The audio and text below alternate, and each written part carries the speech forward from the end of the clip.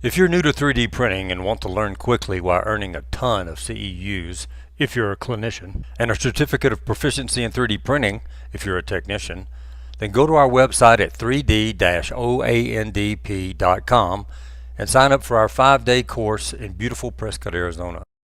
In this 5-day course, you'll be printing something every day. Half your day is in class, and half your day is in lab for the first 3 days. The 4th day is a practicum, where you will scan a transtibial amputee, modify them, slice them, print them, then fit them in a static alignment, and then we'll show you multiple ways to post-process for maximum strength.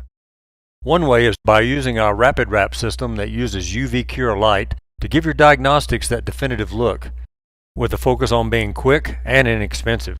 The 5th day is the remaining fittings and the final test. We'll make sure you leave confident and certified in 3D printing.